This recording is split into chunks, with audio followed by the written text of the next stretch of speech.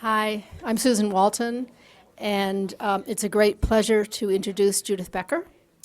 She taught ethnomusicology at the University of Michigan from, I think it's 1972 to 2009, a long time, and she is now a professor emerita. She is one of the most prominent ethnomusicologists in the world. She has received many awards and grants, including the most prestigious award granted by the Society for Ethnomusicology in 2004 for her book, Deep Listeners, Music, Emotion, and Trancing, published by Indiana University Press. This work received the Alan Merriam Award for the best book published in ethnomusicology that year. This work and her other 3 books and numerous articles reveal her intellectual courage and her bent for exploring new approaches and topics. She once said, "A scholar should work on the margins," and she's always done that. Her first project brought together ethnomusicology and linguistics in Burma at a time when interdisciplinary studies was in its infancy. And the resulting paper won her the coveted Charles Seeger Prize.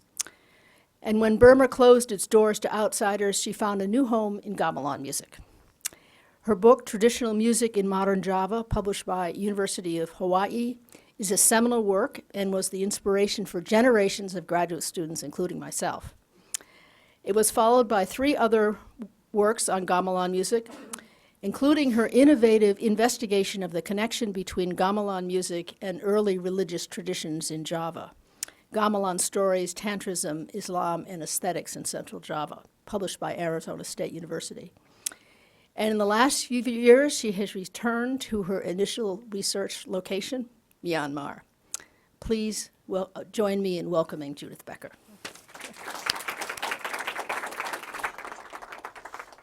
Thanks, Susan.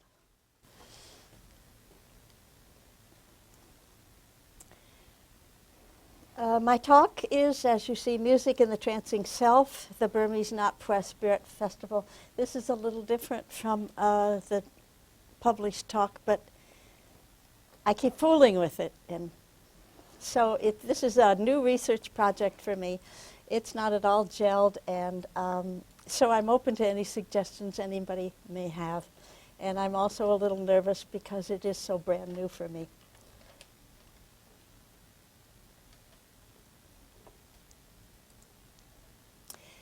There are 2 common types of trancing, the most common types of trancing. One is shamanic trancing, and the other is what's wrong? Oh. The shamanic trancing and possession trancing. In shamanic trancing, the cultural narrative tells of a shaman who takes a journey, who goes to another world, where he assumes special spiritual powers.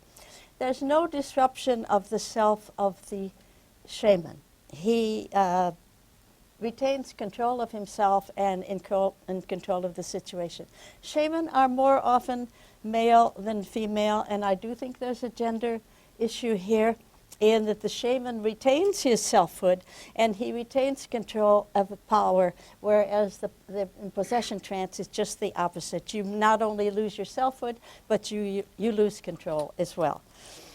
The contrast is very large between possession trancing and shamanic trancing, where in shamanic trancing you not only lose control over the situation in a sense,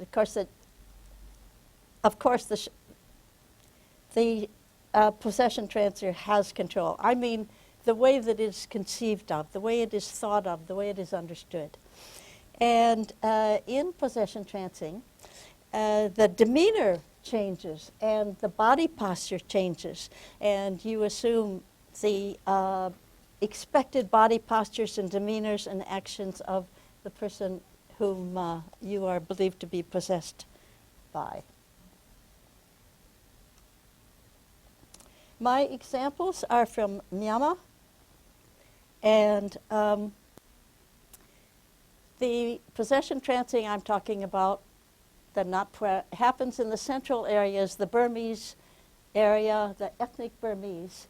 In the surrounding areas, you have all of the minorities, the Karens here, and the Shans, and the Kachins, and the Chins, and of course the Rohingya over in the west side.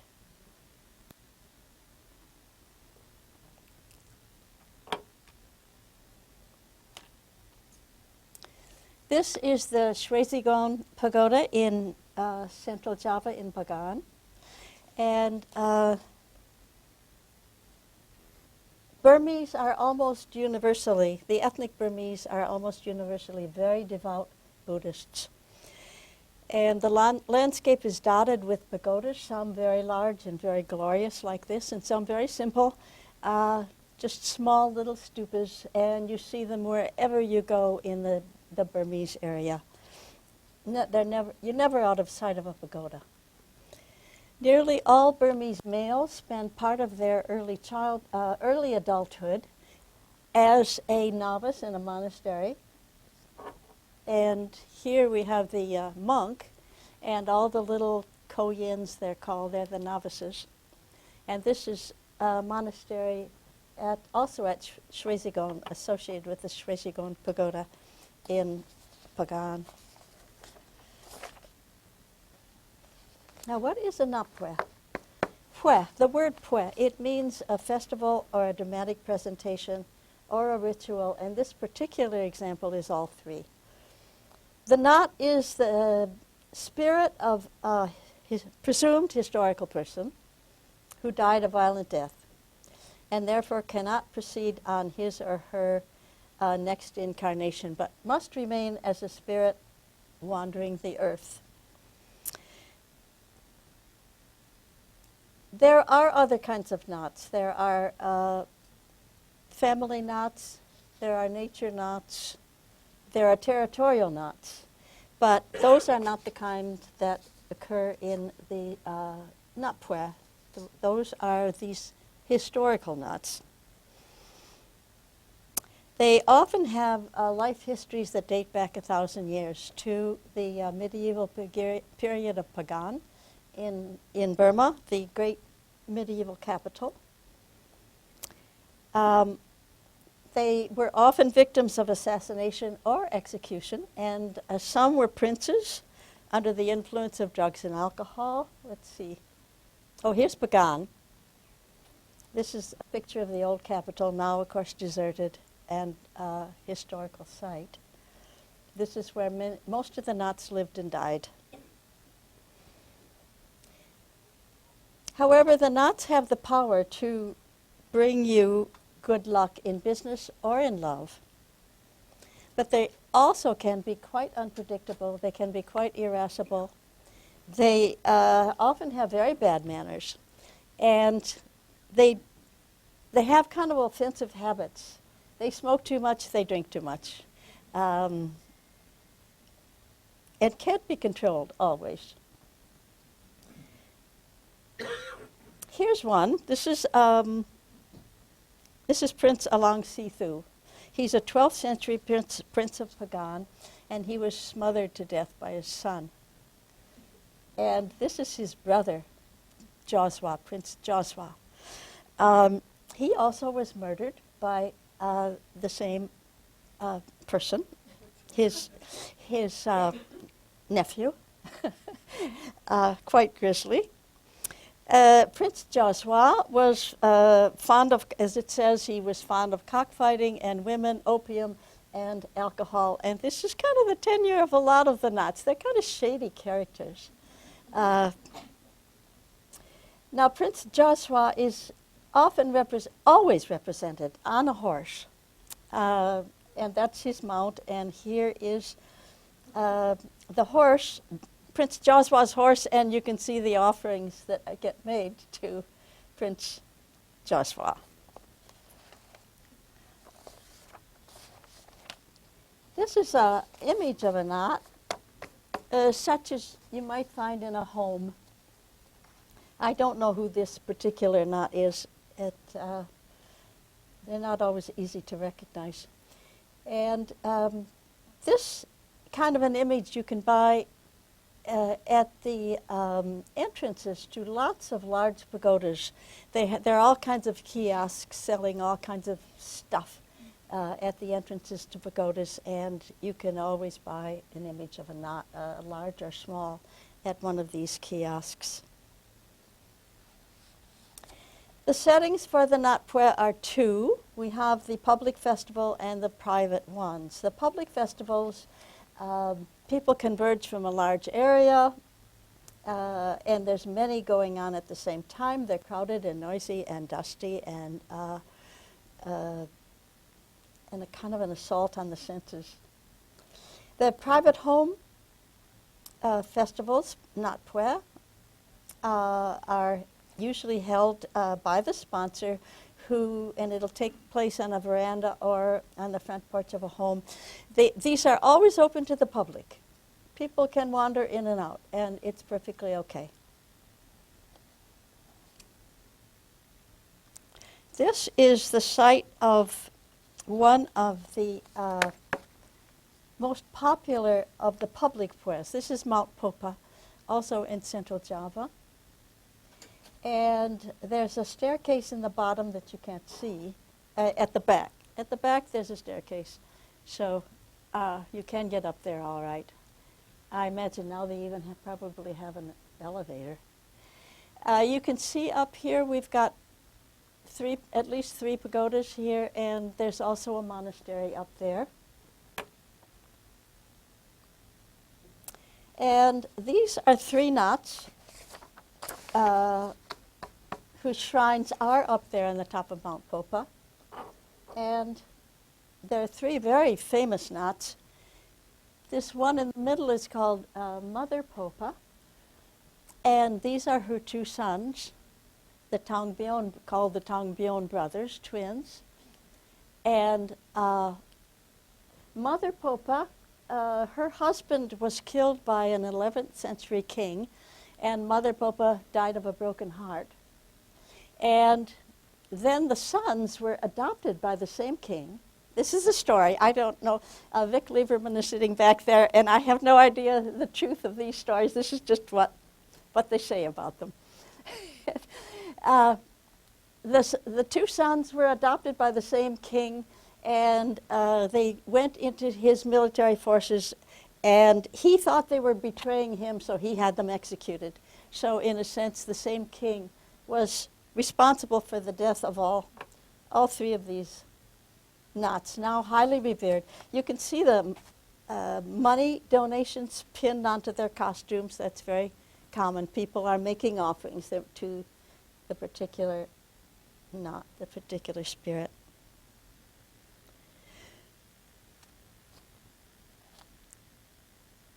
And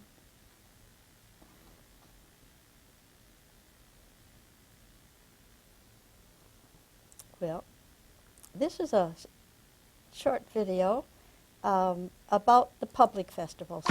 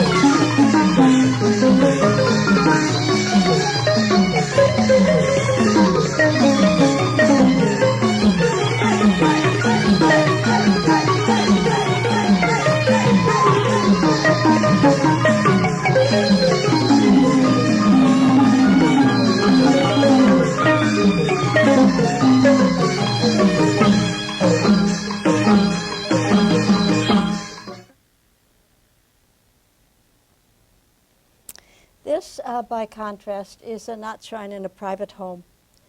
Every Burmese house has a shrine to the protective knot of the house, just as every village will have a shrine to the protective knot of the village. So the knots can be helpful in not just in bringing you boons, but they are kind of, some of them are protective spirits. This is the spirit medium of a knot prayer ceremony called the knot kadaw, or the knot wife. And he, she, I never know what pronoun to use for these characters. They are always transgendered persons, usually male transvestites, sometimes females who dress as men. There's no, in transgender people in Burma, there's no surgery involved. They don't do that. And it's not only in Burma, but in Southeast Asia in general, where male transvestites often fulfill ritual roles that are expected to embody special spiritual powers. Here's another knot kadaw at a big public festival. Here's another knot kadaw, knot wife. This actually is Mother Popa. She is personifying Mother Popa, the knot whose husband was killed by the 11th century king, and she died of a broken heart. She's a very popular knot. Up until the 11th century, there were multiple religious sects in Myanmar, including Mahayana Buddhism, Tantric Shaivism, worshippers of Shiva, and Tantric Vajrayana Buddhism. And one aspect of all these tantric faiths is the belief in the importance of unifying male and female energies. And I believe that the ambiguous gender of the knot kadaw is a reflection of this trace of Tantric Shaivism, Tantric Buddhism in contemporary Burmese life. This is Yoni and Linga from Vietnam, 13th century. And this is the classic icon of both Tantric Shaivism and Tantric Buddhism in pre-modern Southeast Asian states. The linga, an erect stone phallus, and the yoni, or vulva, the symbol of the union of Shiva with Shakti, which is both his female energy and his consort. The practice of having ritual specialists of androgynous gender is very old and very common, or was, in Southeast Asia. And here's just a few examples. We have the Bajasa ritual healers, who were men who dressed and behaved as women from Sulawesi, Indonesia. The Bantut, often called the third gender in the Philippines, who were priests and healers. The Manang Bali, who had the special ability to journey to the spirit world and bring back a spirit who had wandered away and made somebody sick because they left, and bring them back and incorporate that back into their body proper. And then we have the Sublang dancers, who are transvestites from Lombok, Indonesia, who do sacred dances still and are believed to embody the unify male and female images that are essential for the king, the Shakti. And then the Bisu, the transvestites, who are also ritual specialists from Sulawesi, Indonesia, who were recently outlawed, well, not so recently, a few years back, by a kind of resurgent Islam in Indonesia.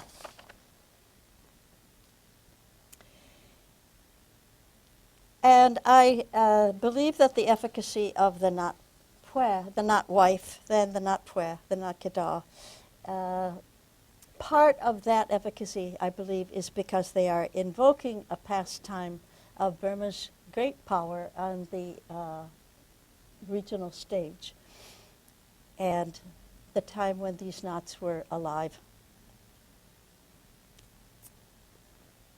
Now I've got a little video here about one very popular knot. No.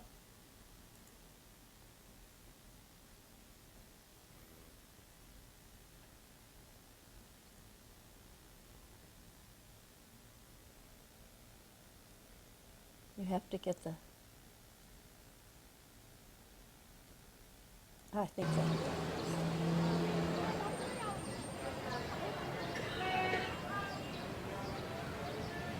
This predates 2011, so you have a political reference in here from the time before the reforms of 2011 happened in Myanmar.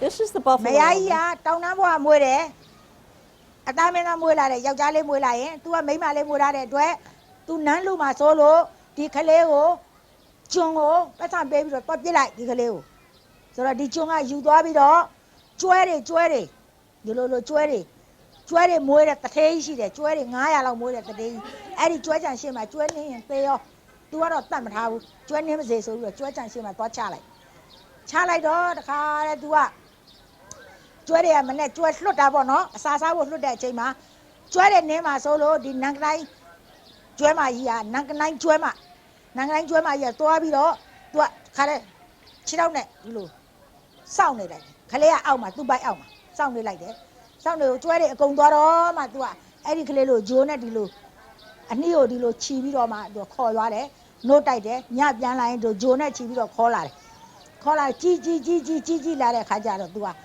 ပိုင်းတင်ပေးတယ်နော်တင်ပေးရင်ကနေပြီးတော့တခါလေဘလို့ဖြစ်လာလဲဆိုလို့ရှိရင် तू ကတိုင်းတိတ်တက်လာပြီကျွဲတွေပေါ်မှာ तू ကတိုင်းကစားတယ်ဒုတ်နဲ့တိုင်းကစားတယ်ဘာညာဆိုအသားမင်းသားဆိုပြီးတော့ तू ကတခါတိတ်တက်လာပြီတက်လာတဲ့အချိန်ခါမှာဒီ तू ကအိမ်အောင်ပြုတ်လိုက်တယ်မိမယူလိုက်တယ်မိမယူတော့နေတော့ဒီကျွဲမကြီးကပဲသဘောတူတယ်ဒါပေမဲ့သူ့အမေကျွဲ तू ကသူ့အမေကကျွဲမပဲလို့ तू ထင်တယ်ဒီကျွဲမကြီးဆို तू လာတဲ့အချိန်ကမှဘယ်လိုဖြစ်လဲဆိုရင်ဟိုချွဲမကအမေကောင်းထဲမှာကျွဲမကြီးကောင်းထဲမှာရွှေ30သားရှိတယ်ရှင်သွားယူဆိုတော့ तू ကပြောတယ်အမေကောင်းမှာရွှေ30သားရှိတယ်ပေးပါငါကောင်းမှာမရှိပါဘူးသားရဲ့မဟုတ်ဘူးရှိတယ်မရှိပါဘူးသားရဲ့ဟာရှိတယ်ကဲဒီလိုရှိတယ်လို့ပြောလို့ရှိရင်မင်းငါ့ကိုတတ်ပြီးမှယူလို့ရမယ်ဆိုတော့မအေကိုတတ်လိုက်တော့နန်ကတိုင်းကျွဲမကြီးကဆူတောင်းလိုက်တယ်ဘောကဆက်တိုင်းမှာဒီလိုသားမျိုးနဲ့ तू မတွေ့ပါရစေနဲ့ तू ဒီလောက်လူပြည့်အောင်ကျွဲမွေးခဲ့တာကို तू ဒီလိုတတ်တယ်သူ့မှာခေါင်းမှာရွှေ30သားမရှိဘဲနဲ့ तू အဲ့လိုတတ်တဲ့အတွက်ဒီသားဆိုရင် तू စိတ်နာတယ်ဆိုပြီးတော့ကျွဲဘောကသေလဲသွားရောနန်ကတိုင်းမယ်တော့ဆိုပြီးတော့ဖြစ်လာတယ်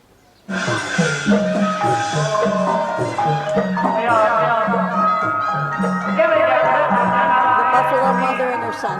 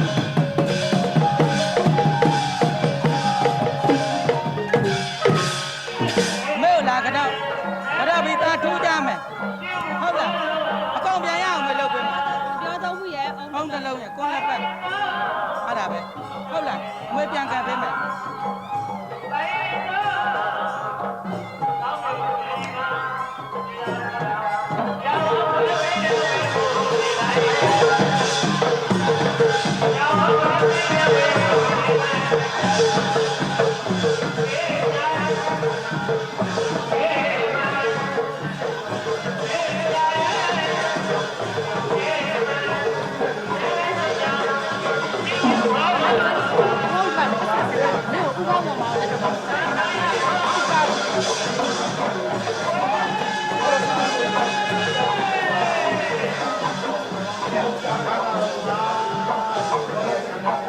cảm này mong nắm mặt cái đồ của naga hay mau đi giao lại đến naga này khale lên là mong nắm mặt ari cao liu khale liu của cao mà đèn khai cá này tuột tuột khi thô khai ada cả đặc na ta được tung nhau cả đặc na không phải là cái mi suy nghĩ ngay lòng ta chỉ mừng cái tụi mi bay thuê tìm nhận rồi cũng có nên nếu muốn tạo lý nhau trả này mi ở thao ra khao ra vậy này ta mi vào mi tên này của bây giờ mà bia gì em mong ta thằng lục còn được mắt ra bia gì cô son bia gì bên này son đấy bia gì cô son cô lục bia đâu vậy mà mi vào lục bia để chơi nghe sao xây chán là cô chán là xây đánh nhà cô đánh đã đồ đánh đã rồi ta mi giờ là nào thì này thì chơi mà sao ba mươi lẻ trăm này hàng dây hàng dây nang dây pies hàng dây nang dây pies hàng dây nang dây piu piu tu mi aku tu bu ba ga ami Buddha ta ta na ro chu ami la de cha bu mo kwa mya a thong nai ne ko pi pi nei ba me phu yet tu ne la ba se ami a yaw wa thon taw ba se ami bung nan thon taw ba se ami ta ta na thon taw ba se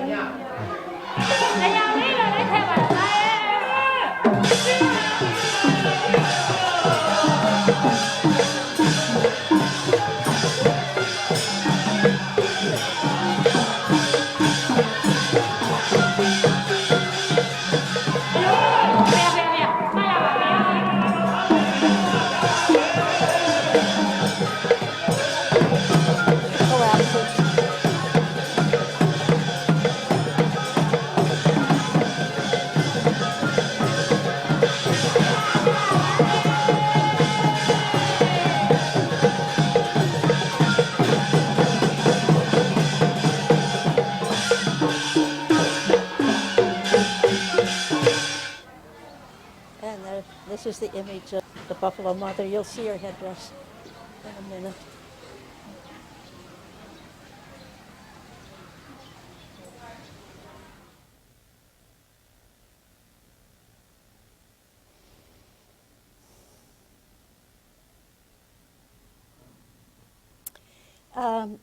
This is a quote from Michael Pellets from his book Gender Pluralism, written in 2009, in which he says, various gendered local priesthoods have been largely discredited, and most rituals associated with hermaphroditic or androgynous spirits and deities have fallen into desuetude. Transgenderism has lost much of its religious and specifically sacred significance it once had. And that is true.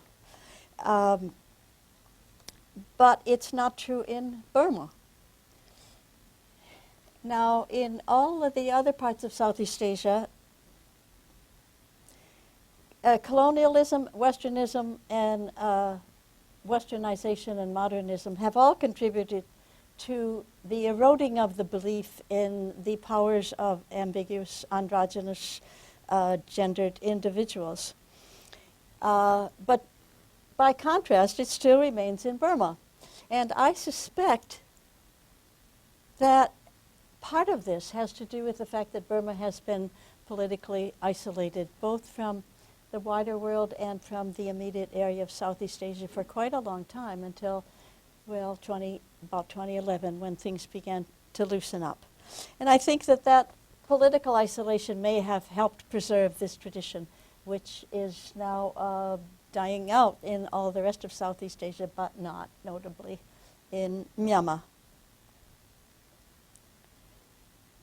Now, a transformation has to take place within the Nat Kadaw in order for this ritual to be efficacious. The Nat Kadaw has to feel that he, she has been, her autobiographical self has been replaced by the spirit of the Nat. And I suspect that the gender ambiguity of the Nat Kadaw in normal everyday life contributes to this ability.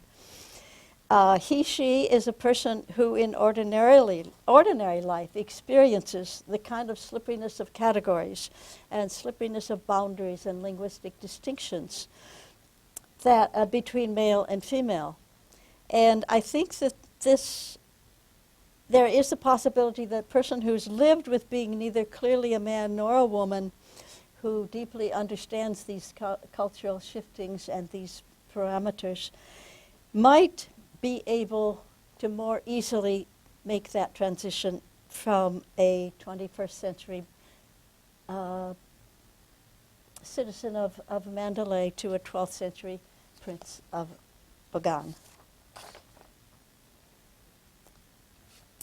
Every Natpwa is in some sense a history lesson, whether it's a true history lesson or not. It is a history lesson because these knots invoke the ancient kingdom of Pagan. So they bring the Burmese past into the present, and the legendary figures from the glory days of Burmese history come alive in these Natpwa festivals, and they speak to you. They speak to the participants of the audience as well as each other. And I think that this is one of the reasons for the great appeal of the Nat phenomenon in Burma, is that it does invoke Burmese past, Burmese history they're all very proud of, and largely lost. They lost their political dominance in the area, and cultural prominence and all kinds of things. And believability is always an issue for both audience and performers in rituals involving possession.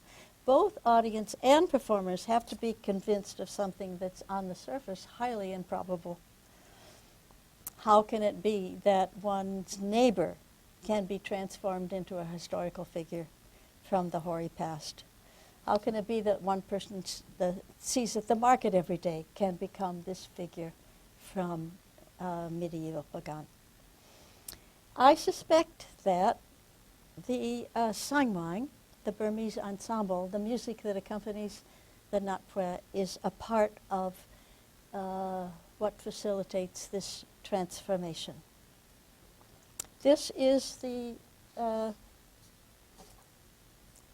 ensemble that accompanies all Burmese festivals, all Burmese religious rituals, all pwes.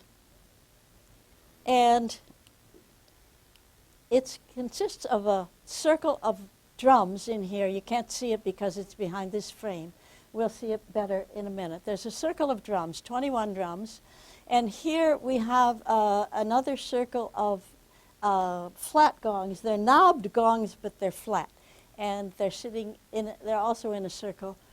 And then you have over here, which you can't see here, but we can in a later clip, a whole battery of drums and gongs and clappers, cymbals, a great many noisemakers. And here we've got an offering, the bananas and the coconut, and there are also flower offerings. And you can smell these offerings. You see the offerings and you can smell them as well. And here's the Saing Waing ensemble, but this one you can see a little more clearly. This is from a state luncheon in Naypyidaw. It's very much fancier than the one we saw before and the ones that you generally see at Natpwes. But here again, this is the drum circle, here behind this frame. Here's the gong circle. And over here we have, you can see part of this, the percussion ensemble. Here's the circle of tuned drums looking down inside it. And this is 21 tuned drums covering a range of 3 octaves. They're all very meticulously tuned with a combination of rice paste and iron filings. And the lead drummer, has a large amount of this muck, really. It's kind of a muck that he tunes these drums with, and he's always tuning his drum. He's kind of just like a sitar player. They're always tuning. The drum player, the potwang, this is called the potwang player, in Burma is always tuning. Anytime that the action stops and he has a chance, he keeps tuning his drums. He's always the leader of the ensemble because the drum plays melodies and he's the lead. And he usually also owns the ensemble.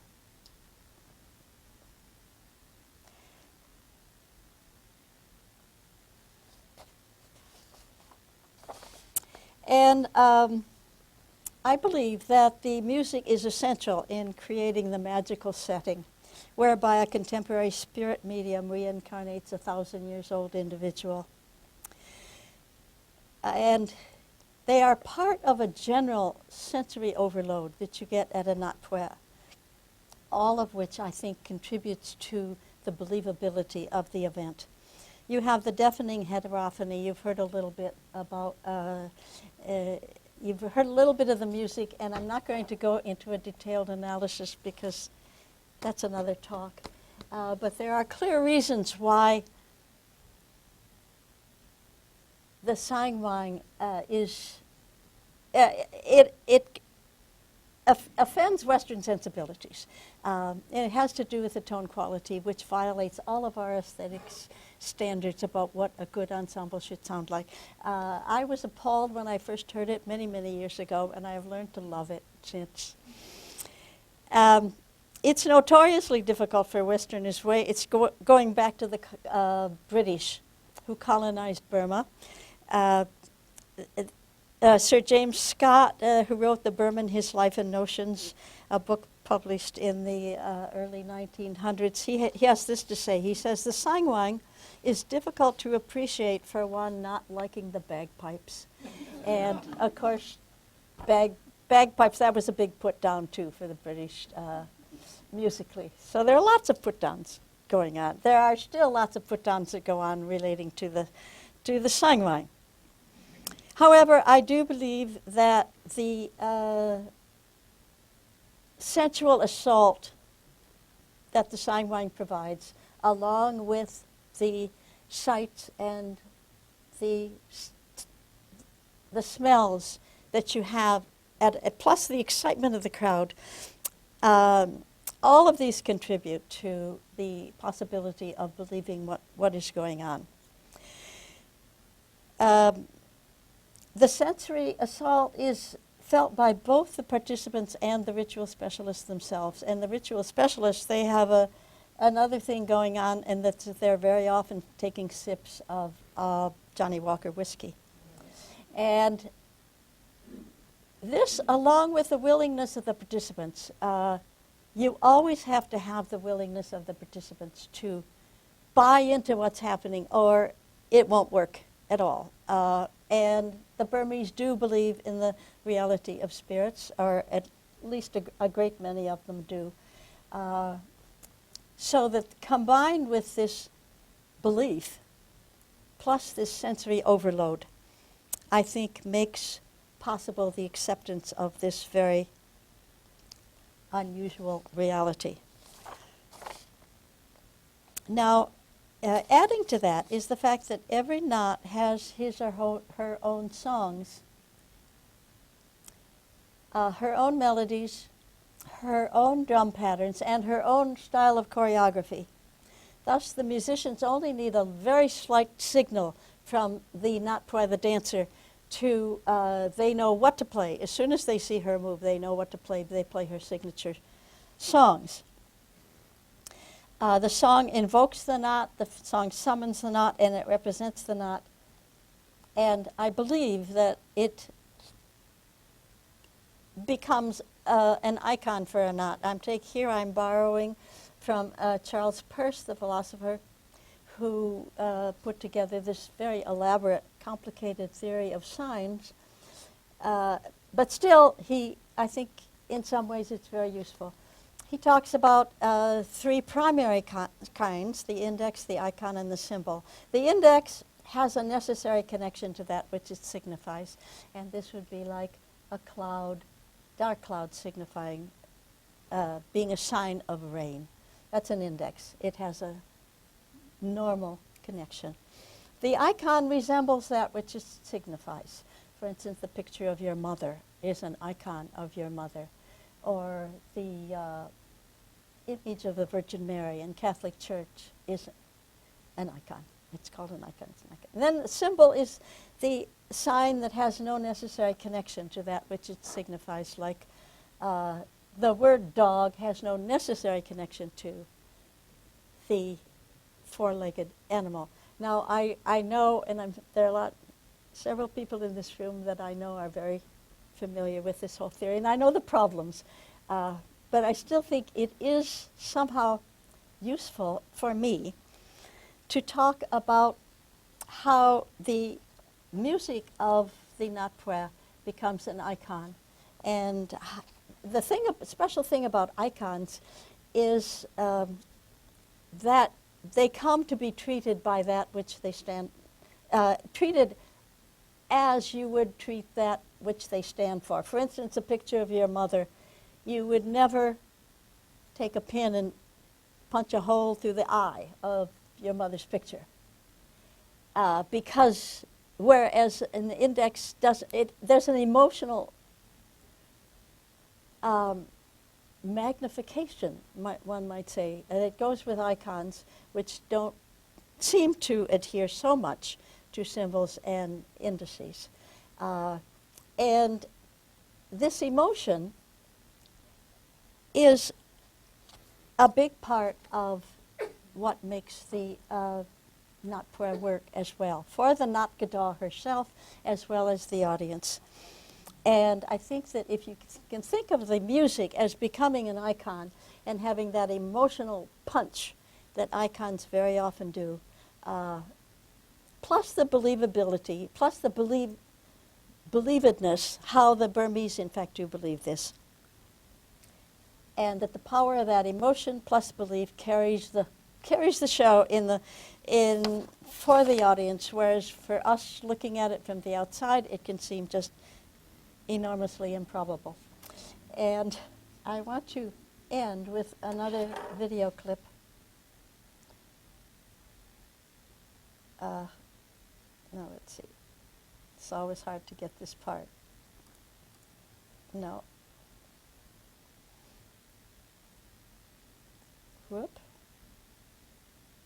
Ah, there we go.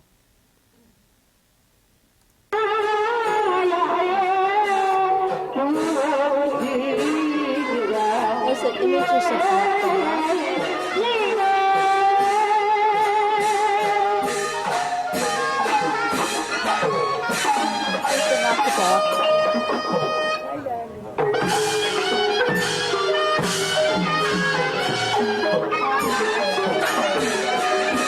in this case, she's a princess. What is a princess from Burma?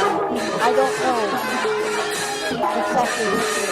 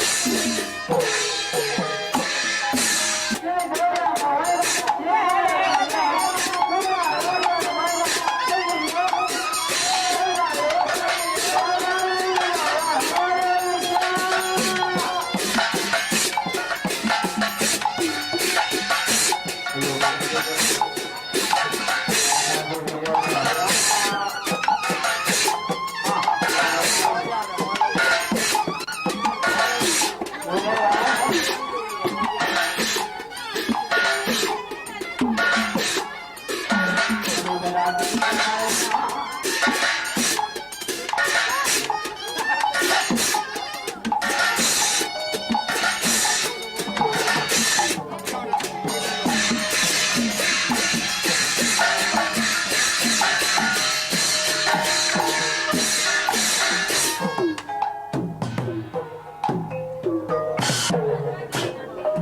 are some aging not to go.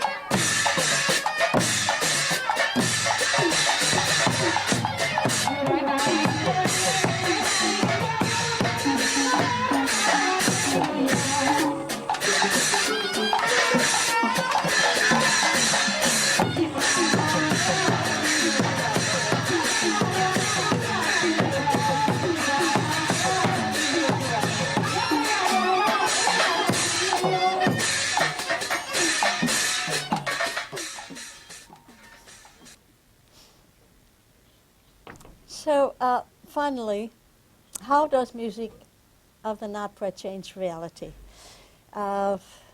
Strong drumming, crashing cymbals, affecting the mind bodies of all participants may help to create a different perceptual reality by enabling decoupling from normal mind-body reality.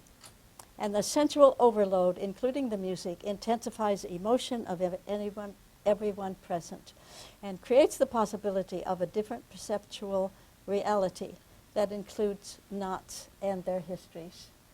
And the direction that I'm beginning to take this further is examining exactly what does happen in the brain of the Nat Kadaw. And there's not very much literature on it. It's very hard to research spirit mediums who are never sit still. You can't hook them up. Meditators are easy. And we have lots of wonderful studies on meditators and what goes on in their brains. In spirit mediums, of course, you've got a whole new set of problems which research haven't really figured it out yet. However, there are some inklings of some beginnings here, including this article, Brain Network Reconfiguration and Perceptual Decoupling During an Absorptive Trance State of Consciousness by a whole bunch of authors. And they talk about the last paragraph. In some, trance involved coactive default and control networks and decoupled sensory processing. This network reconfiguration may promote, nobody's sure what's going on, but it may promote an extended internal train of thought wherein integration and moments of insight can occur. Of course, what they mean by integration, moments of insight, who knows? But they are implying that there is something that does change within the brain of the Nat Kadaw, which could possibly account for these special states. Another work that I've been leaning very heavily on is Antonio Damasio, neuroscientist, The Feeling of What Happens Body and Emotion in the Making of Consciousness. He also is trying to figure out what makes for conscious states and what makes for the change of conscious states, and I've been working with that. So that's where I am, and it's 1 o'clock and it's time to stop. So.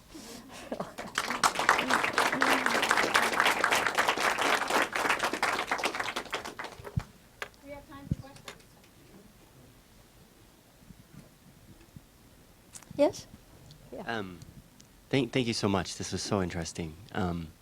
And I'm thinking about especially the way you're wanting to look at how this impacts the mind state of the participant or maybe the listeners. So there are two other contexts that might be useful that I'm really curious about, which is use of the saing in, for example, boxing matches, especially village boxing matches is during festivals where this is used. And the thing that I've never really liked this music, but I've always enjoyed it at boxing matches because it tracks the action of the fighting in a really interesting way. I have never seen a saing waing at a boxing match. I would love to So hear. the next time you're there in the dry season when they have village festivals, they'll have boxing matches and they'll have I don't know, I don't know if they'll use the same tunes that are sort of summoning, that are icons for gnats, or if it's totally different. That would be interesting. What do they play? I have no ability to Uh-huh. parse the music in the way Yeah. that you do, but I'm really interested to find out when you find out. That's fascinating. The other places During the dry season, they have. during the dry season. Yeah. The other places, there's a DJ named Thaso who is sampling the saing waing for what you might call like house or trance music, and so it's in a totally sort of electronic kind of westernized musical idiom, but he's my. very self-consciously using traditional Burmese Well, instruments. could you give me that reference after? Sure, sure. I clearly have to look into that. Sure.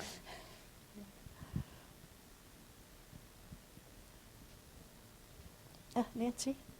She says something about how the kadaw come into and out of trance, how that works in terms of sort of the time of the. I have never seen the preparations that a kadaw does, so I actually don't know. Coming out, they usually come out the way this one does at the end of the collapse that we saw in that one video, where she collapses and she comes out of trance, and then typically we'll have no memory of what happened before. I would love to see what kadaw does before she goes into trance. I would imagine that she sits very quietly and tries to center herself. That's the way that they do it in other cultures that I'm more familiar with. Yeah. Yes?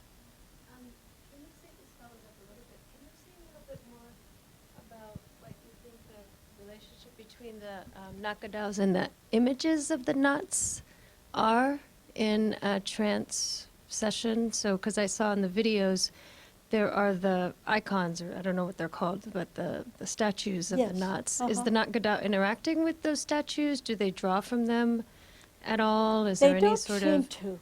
They seem to be operating as back in drop back? yeah, independently. I have not seen that. Yeah, Oh, interesting. the interaction between the knot kadaw and the knot image. Hmm. Yeah, Okay, thank you. and often there's not an image of that particular knot. We've got the N-O-T, N-A-T, and Yeah. so it's confusing. Yeah. But there's not necessarily an So it's not image of even the particular referential, knot that right. that she is embodying. Okay, thanks. John? Do you see Buddhist monks at these events? Well, you're not supposed to. That's what I want. That's absolutely verboten. In the Vinaya, I don't know if it talks about natpua in the Vinaya, but I think it does talk about public performances. However, you do. Okay. They do show up In their robes. in their robes. Okay. Second question then.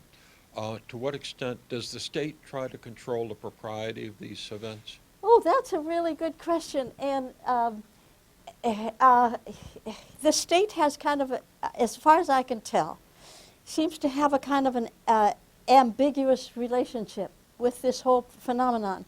One, they want to they kind of want to control it, because you can imagine there'd be all kinds of possibilities for critique within a natpua. But on the other hand, in one of the videotapes that I've got, a natkadaw speaking to the interviewer in the videotape says the bigwigs, he says the bigwigs aren't supposed to come to these because officially they're not approved of. But he says, in fact, they do come. And he says very often they will try to be obscure so that, behind a screen or something, so that they're not seen at a natpwe. That wouldn't be good to be seen at one. But clearly they believe it too. And I've been challenged by some of my Burmese specialist friends who say, but there's a rising middle class in Burma, and they don't buy into this at all. But some of my best friends are part of that rising middle class in Burma, and they'll say things like, "Oh, the natpwe, I would never go to a natpwe. That's disgusting." But then they say, and besides, I would be very afraid if the natpwe were to look into my eyes, which.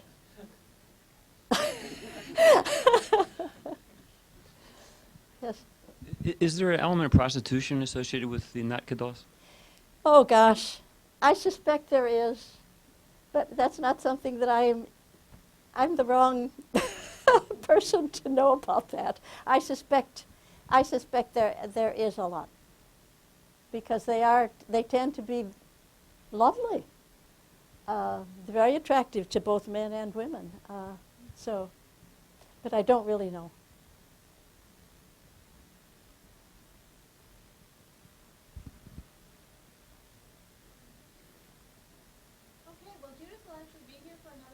If you wanted to ask her a private question, but for now I'd like to thank all of you for coming today, and I'd like to thank Judith very much for an interesting talk. Thank you.